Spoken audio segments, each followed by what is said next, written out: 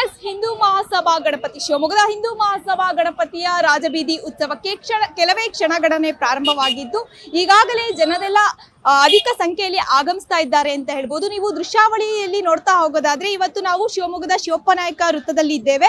ಏನು ಶ್ರೀ ಕ್ಷೇತ್ರ ಧರ್ಮಸ್ಥಳ ಮಹಾದ್ವಾರ ಎಲ್ಲರ ಕೇಂದ್ರ ಬಿಂದುವಾಗಿದೆ ಅಂತಾನೆ ಹೇಳ್ಬೋದು.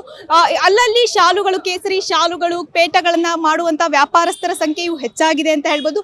ಒಟ್ಟಾರೆ ಹೇಳೋದಾರೆ ಶಿವಮೊಗ್ಗ ಇವತ್ತು ಒಂದು ಸ್ವಯಂ ಪ್ರೇರಿತ ಬಂದ್ ರೀತಿಯಲ್ಲಿದ್ದರೂ ಸಹ ಒಂದು ಹಬ್ಬದ ರೀತಿ ಸಿಂಗಾರಗೊಂಡಿದೆ ಅಂತಾನೆ ಹೇಳ್ಬೋದು. ಪ್ರತಿಯೊಬ್ಬರೂ ಕೂಡ ಈ ರಾಜಬೀದಿ ಉತ್ಸವದಲ್ಲಿ ಭಾಗವಹಿಸ್ತಾರೆ. ಶಿವಮೊಗ್ಗ ಜಿಲ್ಲೆ ಅಷ್ಟೇ ಅಲ್ಲದೆ ಹೊರ ಜಿಲ್ಲೆಗಳಿಂದಲೂ ಕೂಡ ಹಿಂದೂಗಳು ಸಹಸ್ರಾರು ಸಂಖ್ಯೆಯಲ್ಲಿ ಆಗಮಿಸ್ತಾರೆ.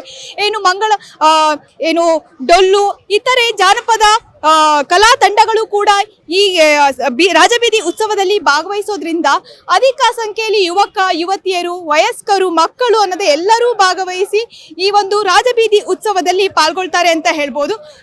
ಏನು ಪೊಲೀಸ್ ಇಲಾಖೆಯಿಂದಲೂ ಕೂಡ ಸಹಸ್ರಾರು ಸಂಖ್ಯೆಯಲ್ಲಿ ಬಿಗಿ ಭದ್ರತೆಯನ್ನ ಕೈಗೊಂಡಿದ್ದು ಯಾವುದೇ ತರಹದ ಅಹಿತಕರ ಘಟನೆ ನಡೀಬಾರದು ಅನ್ನೋ ಮುನ್ನೆಚ್ಚರಿಕೆ ಕ್ರಮವನ್ನ ಸಹ ಕೈಗೊಳ್ಳಲಾಗಿದೆ.